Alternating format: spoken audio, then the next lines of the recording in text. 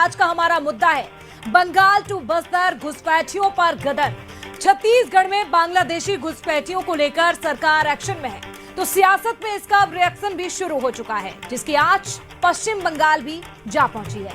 TMC सांसद महुआ मोइत्रा के आरोपों पर कांग्रेस ने उनके ही सुर में लाया, तो बीजेपी ने दो टूक जवाब दिया कि ये बस्तर है, बंगाल नहीं। तो रिपोर्ट देखेंगे और उसके बाद करेंगे चर्चा की शुरुआत। तो आज का मुद्दा आपने इस रिपोर्ट में देखा, बंसल न्यूज के सुलगते हुए सवाल कौन कौन से, एक नजर सवालों पर, उसके बाद चर्चा की शुरुआत। चलिए सवालों का रुख करते हैं। सवाल नंबर 1, छत्तीसगढ़ के बांग्लादेशी विवाद में टीएमसी की एंट्री मामले को क्या और तूल देगी? सवाल यह भी है कि महुआ के सुर में सुर मिलाकर क्या कांग्रेस पॉलिटिकल माइलेज लेना चाहती है?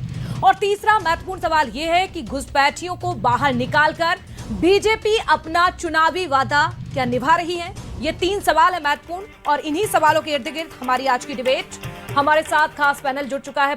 चर्चा की शुरुआत सर मैं आपसे ही करना चाहूंगी, डॉक्टर अजय जी। जिस तरह से हम देख रहे हैं छत्तीसगढ़ में जब बांग्लादेशी पकड़े जाते हैं, ये घुसपैठी पकड़े जाते हैं, तो कोलकाता से एक आवाज आती है कि ये घुसपैठी नहीं, ये तो मजदूर हैं।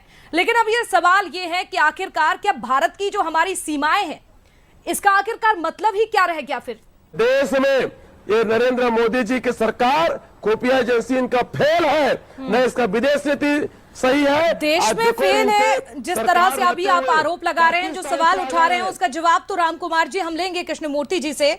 लेकिन आपसे ये समझना चाहूंगी मैं, जिस तरह से आप कह रहे हैं कि पश्चिम बंगाल तो हमारे भारत में है, और अगर वो लोग आ रहे हैं जा रहे हैं तो उनको आजादी है, हमारा कानून ये कहता है, ठीक है, लेकिन फिर पासपोर्ट बनवा लेना, आधार कार्ड बनवा लेना, वोटिंग कर देना, योजनाओं का लाभ ले लेना, गलत तरीके से लोगों की जमीन पर कब्जा कर लेना, जंगलों को काट देना, क्या ये सब सही है?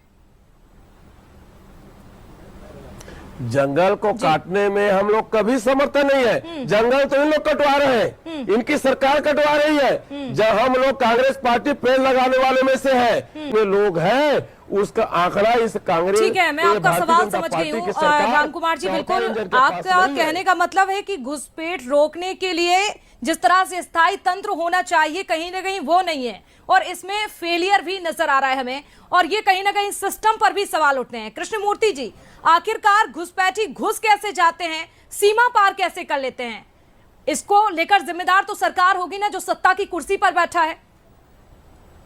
देखिए, हम जानते हैं कि किस तरीके से कांग्रेस के जमाने में कबायलियों के भेष में इस भारत पे आक्रमण किया था, कैसे आतंकवादियों को करारा जवाब दिया है, घुसपैठियों को करारा जवाब दे रहे हैं। सर वो जवाब दिया है, वो दुनिया ने देखा है, देश ने देखा है, वो संदेश पूरी दुनिया ने देखा। लेकिन यहाँ बात हम छत्तीसगढ़ की करेंगे सर। छत्तीसगढ़ की सीमा में कैसे ये लोग घुस जाते हैं, और यहाँ के लोग सालों से परेशान हो रहे हैं, आज भी मूलभूत सुविधाओं के लिए परेशान है। एक तरफ हम बात करते हैं चांद पर जाने की, सूरज पर जाने की, स्टडी करने की, लेकिन छत्तीसगढ़ की समस्या जमीन पर यह है कि उनके पास पानी नहीं है, बिजली नहीं है, शिक्षा नहीं है।